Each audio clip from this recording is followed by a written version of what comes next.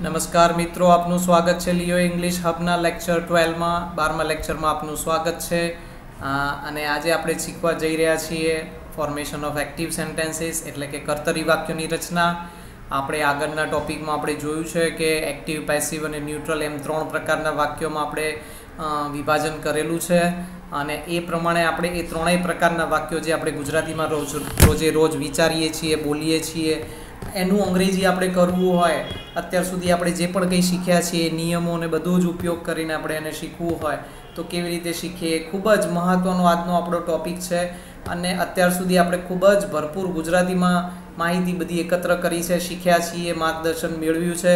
આજે આપણે ઇંગ્લિશ કરવા જઈ રહ્યા છીએ. ધીમે ધીમે સ્ટેપ બાય સ્ટેપ આપણે ગુજરાતી એકદમ બંધ કરીશું, અંગ્રેજી જ ખાલી લખીશું અને અંગ્રેજી પણ લખવાનું બંધ કરવાનું છે. આપણો મુખ્ય હેતુ, આપણો ઉદ્દેશ એ છે કે આપણે અંગ્રેજી બોલી શકીએ.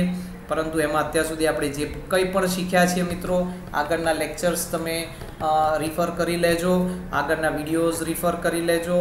તમે તમારી નોટ્સ પણ બનાવી જશે જો તમે અમારી અપડેટ્સ રેગ્યુલર સ્ટડી કરતા હશો તો તમારી નોટ્સમાં પણ તમે રિવિઝન કરી શકો છો અને જોઈ શકો છો. કોઈ પણ વસ્તુ નકામી નથી, દરેક વસ્તુ ખૂબ જ ઇમ્પોર્ટન્ટ છે અને કામમાં આવવાની છે. તો આજનો આપણો ટૉપિક છે ફોર્મેશન ઓફ એક્ટિવ સેન્ટેન્સીસ એટલે કે કર્તરી વાક્યોની રચના અને એમાં પહેલું જ છે સિમ્પલ પ્રેઝન્ટ ટેન્સ. અને ફોર્મ્યુલા મિત્રો, અહીંયા ફોર્મ્યુલાઝ જ્યાં લખ્યું છે, ફોર્મ્યુલાઝ એટલે અહીંયા 2 ફોર્મ્યુલાઝ છે. 2 ફોર્મ્યુલા કયા છે તો પોઝિટિવ અને નેગેટિવ. તો ફોર્મ્યુલાની નીચે તમે તમારી નોટમાં વાક્ય રચના એવો શબ્દ લખી શકો છો. ગુજરાતીમાં સિમ્પલ પ્રેઝન્ટ ટેન્સ એક્ટિવની વાક્ય રચના કેવી રીતે કરવી, એમાં સબ્જેક્ટ ક્યાં લખવો, વર્બ ક્યાં લખવો, ઓબ્જેક્ટ ક્યાં લખવો, અને એમાં પાછા 2 પ્રકારના વાક્યો છે, હકારાત્મક એટલે કે હકાર વાક્ય અને નકાર વાક્ય, પોઝિટિવ અને નેગેટિવ જેને અંગ્રેજીમાં આપણે કહીએ છીએ. તો તમે જોઈ શકો છો subject plus verb, SES plus object. પોઝિટિવનું ફોર્મ્યુલા આપણે લખ્યું છે. ફોર્મ્યુલા એટલે અગેન હું તમને કહીશ કે આ વાક્ય રચના છે જે તે કાળની. અહીંયા સિમ્પલ પ્રેઝન્ટ ટેન્સ છે માટે આ સિમ્પલ પ્રેઝન્ટ ટેન્સની વાક્ય રચના છે મિત્રો. અને એમાં ભલે શોર્ટમાં લખ્યું છે, આપણે ઇનિશિયલ્સ જ લખ્યા છે પોઝિટિવ્સ નેગેટિવ્સમાં કે subject plus S plus verb, S plus V એવું શોર્ટમાં લખ્યું છે.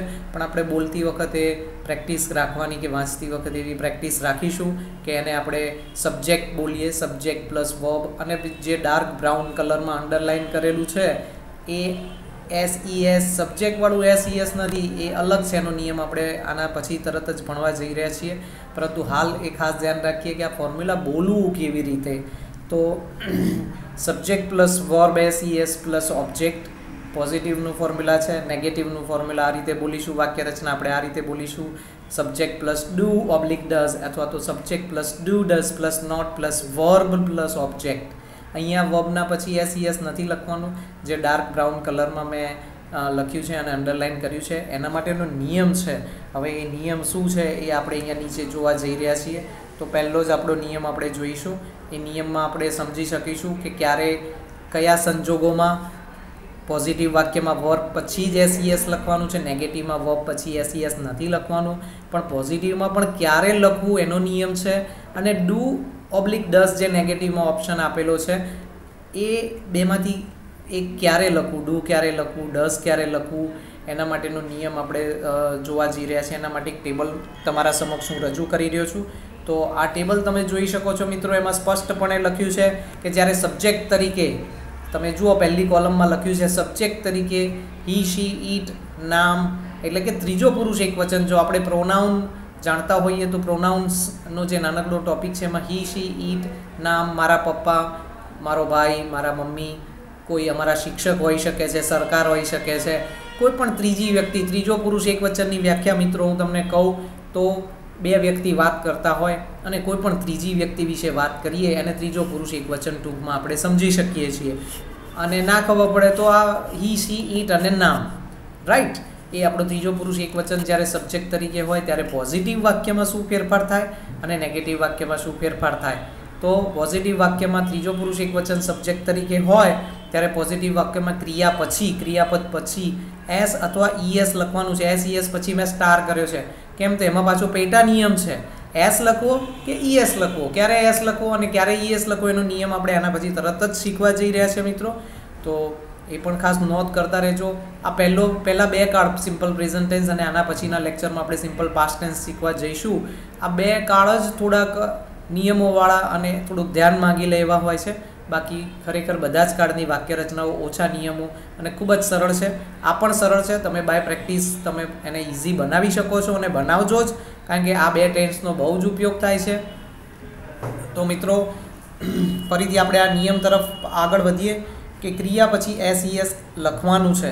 એસ લખવું કે ES લખવું એ પછીની વાત છે. એના માટે ફરીથી આપણે સ્ટાર કરીને નિયમ જે સ્ટાર કર્યો છે એના માટે નિયમ જોવાનો છે. અને નેગેટિવ વાક્યમાં જ્યારે સબ્જેક્ટ તરીકે ત્રીજો પુરુષ એકવચન હોય ત્યારે નેગેટિવ વાક્યમાં ડઝ નોટ આવે. તો એના વિપરીત પછીની વાત લઈએ તો જ્યારે સબ્જેક્ટ તરીકે I, we, you, they એટલે કે બાકીના બધા જ પ્રોનાઉન્સ હોય અને પ્લુરલ્સ હોય. પ્લુરલ્સ એટલે બહુવચન મિત્રો. હા, તો જેટલા પણ I, we, you, they અને જેટલા પણ બહુવચન છે એવા સબ્જેક્ટ તરીકે જ્યારે હોય, બહુવચન એટલે કે પીપલ, સ્ટુડન્ટ્સ, આવું બધું હોય, ક્રાઉડ, આવું બધું હોય ત્યારે એ થર્ડ પર્સન સિંગ્યુલર હોય ના હોય, થર્ડ પર્સન સિંગ્યુલર નથી એ બધા, ત્યારે વર્બના પછી SES નથી લખવાનું, ન લખવું એવું લખ્યું છે આપણે અહીંયા નિયમમાં. અને નેગેટિવમાં શું લખવાનું? જ્યારે સબ્જેક્ટ તરીકે I, we, you, they અને બધા જ પ્લુરલ્સ હોય, બધા જ બહુવચન હોય ત્યારે ડુ નોટ લખવાનું છે મિત્રો. તો આ નિયમ ખાસ તમે પોઝ બટન પ્રેસ કરી અને તમે આ જે પણ કે તમને સ્ક્રીન ઉપર દેખાય છે ખૂબ જ મહત્ત્વનું છે, ખૂબ જ સરળ આપણે સિમ્પ્લિફાય કરેલું છે. તમે એની નોંધ કરી લો, સારા અક્ષરે લખી લો. હવે પેટા નિયમ જોઈએ કે જ્યારે ત્રીજો પુરુષ એકવચન હોય ત્યારે પોઝિટિવમાં આપણે લખ્યું છે કે એસ કે ES લખવું, તો એમાંથી વળી એસ લખવો કે ES લખવો? તો એના માટેનો એવો જે સ્ટાર કરેલો છે એવો જ સ્ટાર તમે તમારી સ્ક્રીન ઉપર જોઈ શકો છો. અને એ સ્ટાર એટલા માટે છે કે આપણે એ નિયમ અહીંયા રજૂ કરવા જઈ રહ્યા છીએ. તો એ નિયમ શું કહે છે? તો જ્યારે કોઈ પણ ક્રિયાપદના છેડે, કોઈ વર્બના છેડે SHCHSOX હોય એટલે કે એના સ્પેલિંગની વાત છે. વર્બ એટલે કે ક્રિયાપદ જે પણ કંઈ હોય છે વાક્યમાં એનો જે ઇંગ્લિશ સ્પેલિંગની વાત છે, એનો છેડો જો SHCHSOX થી પૂરો થતો હોય તો એ વર્બ પછી ES પ્રત્યય લાગે. અને બાકી બીજા બધા જે વર્બ્સ છે જેમાં SHCHSOX નથી આવતું વર્બના છેડે સ્પેલિંગમાં, એમાં માત્ર S પ્રત્યય લાગશે.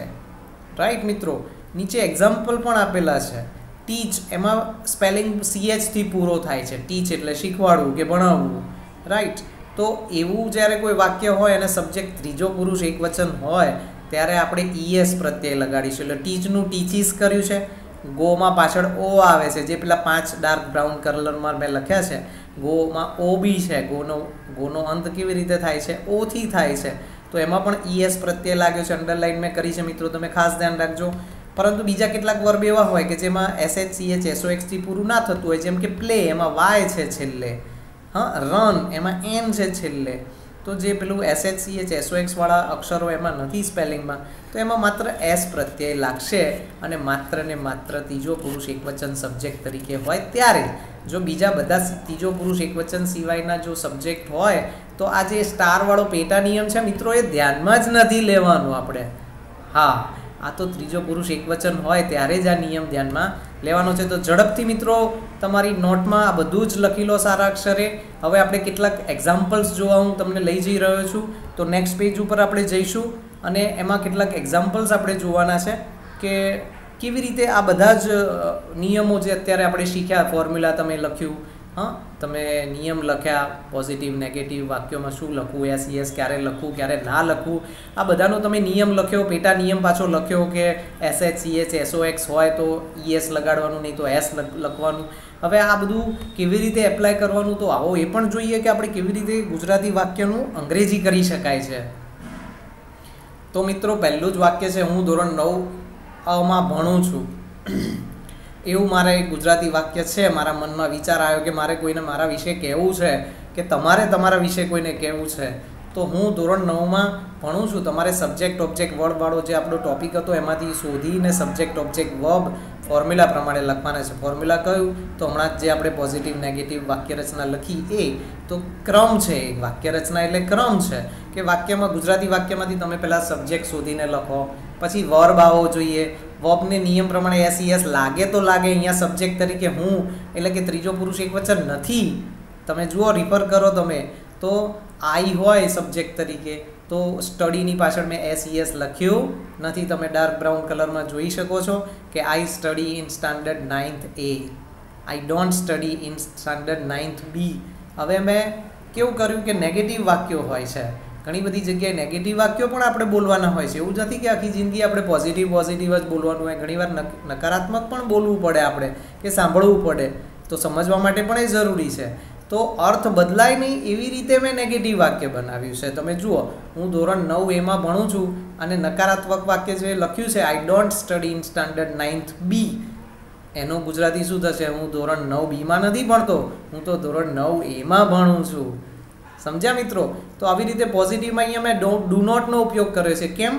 તો જેમ વર્બ પછી SES નથી લગાડ્યું, કારણ કે ત્રીજો પુરુષ એકવચન નથી સબ્જેક્ટ તરીકે. સબ્જેક્ટ તરીકે હું એટલે કે આઈ છે, અને આઈ તો પહેલો પુરુષ એકવચન છે, એટલે કે SES ના લાગે. અને ડુ ડઝમાંથી શું આવશે? નિયમ તમે જોતા રહો, ટેબલ જોતા રહો. તમે આ જે સરસ દોર્યું છે, લખ્યું છે તમારી નોટ્સમાં, કે સબ્જેક્ટ તરીકે આઈ હોય તો ડુ નોટનો ઉપયોગ કરવાનો છે. અને નકારાત્મક વાક્ય પાછા એવી રીતે તમે પ્રેક્ટિસ કરો કે હકારાત્મક વાક્યનો અર્થ બદલાય નહીં મિત્રો. તો ઝડપથી બીજું એક્ઝામ્પલ આપણે જોઈએ. અમે દરેક વર્ષે વેકેશનમાં મજા કરીએ છીએ, right? We enjoy vacation every year. Subject અમે છીએ, આના પછી વર્બ આવે એન્જોય, પછી વેકેશન ને બધું પછી આવે છે, સમય ને સ્થળ ને તો પછી એનાય પછી આવે એવરી યર ને બધું, તો રાઈટ. અને નેગેટિવમાં શું લખ્યું છે? We do not spoil vacation ever. જુઓ, અહીંયા અર્થ ના બદલાય એટલે સ્પોઇલ એટલે બગાડવું. આપણે કોઈ વેકેશન વેડફતા નથી કે બગાડતા નથી, મજા કરીએ છીએ. દરેક વેકેશન રજાઓ હોય, આપણે એનો સંપૂર્ણ ઉપયોગ થાય. જેટલી બને એટલી વધારે મજા મામાના ઘરે જઈએ અને જેટલી વધારે મજા કરી શકીએ, મિત્રો સાથે મૂવીઝ જોઈ શકીએ. હા, નવું મમ્મીને કહીએ કે મમ્મી કંઈક બનાવો, રસ રોટલી, ને અરે વાહ, ઉનાળાની રજાઓ મને તો યાદ આવી ગઈ. તો મિત્રો, આ રીતે જે પણ કંઈ મૌલિક વાક્યો આપણે દરરોજ બોલતા હોઈએ, વિચારતા હોઈએ, એનું તમે અંગ્રેજી આવી રીતે કરી શકો છો.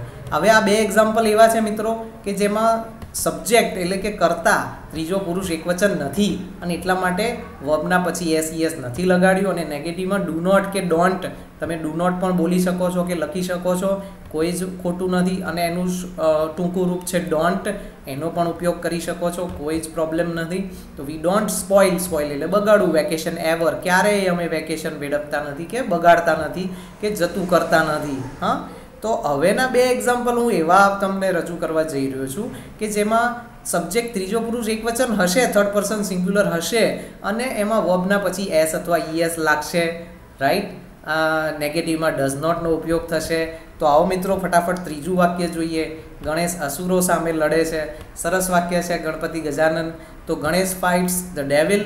ફાઇટ એટલે લડવું, એ ક્રિયાપદ છે. એના પછી મેં SES લખ્યો છે મિત્રો. અહીંયા જુઓ, ગણેશ એક નામ છે, ત્રીજી વ્યક્તિ છે. આપણે બે વાત કરતા હોઈએ, શિક્ષક અને વિદ્યાર્થી, અને ત્રીજી વ્યક્તિ વિશે આપણે વાત કરી રહ્યા છીએ, ગણેશજી વિશે વાત કરી રહ્યા છીએ, અને એ એક વચન છે, માટે વર્બ પછી SES લાગશે અને નેગેટિવમાં ડઝ નોટ આવશે. ગણેશજી કોઈ અસુરોને કે ખરાબ આદતોને માફ નથી કરતા, એટલે કે પોઝિટિવ વાક્યનો અર્થ ના બદલાય એવી રીતે વર્બમાં ફેરબદલ કરી અને મેં નેગેટિવ વાક્ય એટલે કે નકાર વાક્ય બનાવ્યું છે, અને એનું પણ ગુજરાતી કૌંસમાં લખ્યું છે. ઝડપથી મિત્રો ચોથું વાક્ય આપણે જોઈએ. મારો મિત્ર મારા શહેરમાં રહે છે. My friend lives in my town. મારો મિત્ર બે શબ્દ છે, પણ ત્રીજો પુરુષ એકવચન છે, મારો મિત્ર. આપણે બે વાત કરતા હોઈએ, શિક્ષક અને વિદ્યાર્થી, અને તમે એમ કહો કે મારો મિત્ર એટલે ત્રીજી વ્યક્તિ થઈ, અને મારા મિત્રો નથી તો પાછું બહુવચન થઈ જાય, તો ત્રીજો પુરુષ એકવચન કહેવાય નહીં. પણ અહીંયા કોઈ એક મિત્રની વાત થાય છે મિત્રો, એટલે મારો મિત્ર ત્રીજો પુરુષ એકવચન થયો. અને તમે જુઓ, વર્બ પછી ડાર્ક બ્રાઉન કલરમાં SES લખ્યું છે આપણે, અને નીચે નેગેટિવમાં ડઝ નોટ લખ્યું છે.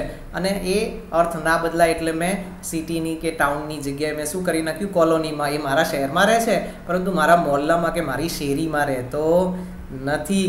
તો મિત્રો, આવી રીતે જેટલા બને એટલા 50, 70, 80, 100, 150, 200 તમારી જેટલી શક્તિ હોય મિત્રો, એટલા વધારે વાક્યો તમે ગુજરાતી બનાવો. નિયમોનો ઉપયોગ કરી પોઝિટિવ નેગેટિવ કરો. તમે જાતે પણ ચેક કરી શકો છો. કોઈ શબ્દો તમને ના ફાવે તો તમે ગૂગલ કરી શકો છો, કોઈ ડિક્શનરીમાં જોઈ શકો છો, મોટા ભાઈ બહેનને કે મિત્રોને પૂછી શકો છો. પરંતુ તમે આવી રીતે પ્રેક્ટિસ શરૂ કરી દો મિત્રો. જેટલા બને 100, 200, 500 જેટલા બને એટલા વાક્યોનું પોઝિટિવ નેગેટિવ નિયમોનું પાલન કરો. જુઓ તમે એમાં ક્યાંક તમને મિસ્ટેક થાય છે અને છેવટે મારો કોન્ટેક્ટ કરવો હોય તો મારા ડિસ્ક્રિપ્શનમાં તમે અમારા ચેનલના ડિસ્ક્રિપ્શનમાં તમે મારું ઈમેલ આઈડી મેળવી શકો છો, મને ઈમેલથી કોન્ટેક્ટ કરી શકો છો, કમેન્ટ સેક્શનમાં તમે કમેન્ટ કરી શકો છો. અને મિત્રો, અંતમાં હું તમને કહીશ છેલ્લે કે તમે જો અમારી ચેનલ સબસ્ક્રાઈબ ના કરી હોય તો પ્લીઝ ચેનલ સબસ્ક્રાઈબ કરી દો, અમને પણ સપોર્ટ થશે અને તમે પણ કોઈ રેગ્યુલર અપડેટ મિસ નહીં કરો, આવા ઇમ્પોર્ટન્ટ લેક્ચર્સ મિસ નહીં કરો. તો મિત્રો, આજે તમારો જોડાવા બદલ ખૂબ ખૂબ આભાર. Thank you very much.